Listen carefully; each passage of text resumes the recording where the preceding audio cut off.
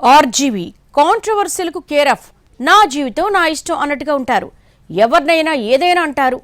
తనని ఎవరేమన్నా don't care అంటారు. అలాంటి వ్యక్తి మారతాడంటే నమ్ముతారా? ఆయన మళ్ళీ ఓ బెస్ట్ ప్రొడక్ట్ ఇస్తానంటే సాధ్యమవుతుందా? ఆ ట్వీట్ వెనుక కథ ఏంటి?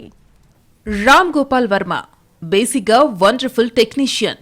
టాలీవుడ్ నుంచి బాలీవుడ్ వరకు కెరియర్లో మంచి మంచి సినిమాలున్నాయి. 1989లో వచ్చిన శివ సినిమా నుంచి రక్త చరిత్ర వరకు అలా పీక్స్కి వెళ్లిన వర్మ తర్వాత తన ఇమేజ్ని తానే చెరిపేసుకున్నారు. కారణాలు అనేకం కావచ్చు.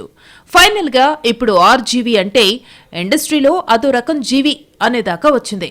రాత్రి చెప్పింది పొద్దునకు ఉండదని టాక్. ఇప్పుడు ఆ ముద్ర తీసేయాలని, గౌరవాన్ని పెంచే సినిమాలు తీయాలని వర్మ మనసులో గట్టిగా అనుకున్నారు. 1998లో విడుదలైన సత్య సినిమా 27 సంవత్సరాల తరువాత తిరిగి విడుదలైన సందర్భంగా ఆయన ఒక రకమైన భావోద్వేగానికి గురయ్యారు. వెంటనే ట్విట్టర్లో పెద్ద లెటర్ రాసి పోస్ట్ చేశారు.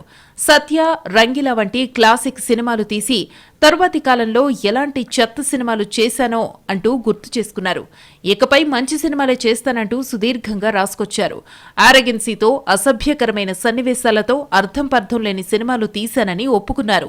పరిశ్రమ ఎన్నో అవకాశాలిచ్చినా వాడుకోలేకపోయానన్నారు. చేసిన తప్పులను ఎలాగో సరిదిద్దుకోలేను, కానీ ఇకపై దర్శకుడిగా మంచి సినిమాలు తీస్తానంటూ కన్ఫెషన్ స్టేట్మెంట్ ఇచ్చాడు. సగం జీవితం ఎలాగో పోయింది, మిగిలిన సగభాగం అట్లీస్ట్ మంచి సినిమాలే తీస్తానని ప్రతిజ్ఞ చేశారు.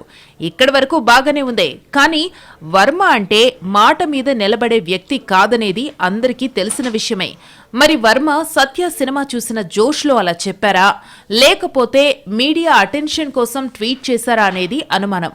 నిజంగా సార్ మారిపోయాడని నిరూపించుకోవాలనుకుంటే మంచి బొమ్మ పడాల్సిందే. డైరెక్టర్ సందీప్ రెడ్డి అన్నట్టు కరెక్ట్గా కాన్సంట్రేట్ చేస్తే వర్మ లాంటి వ్యక్తికి హిట్ సినిమా పెద్ద కష్టమేమీ కాదు.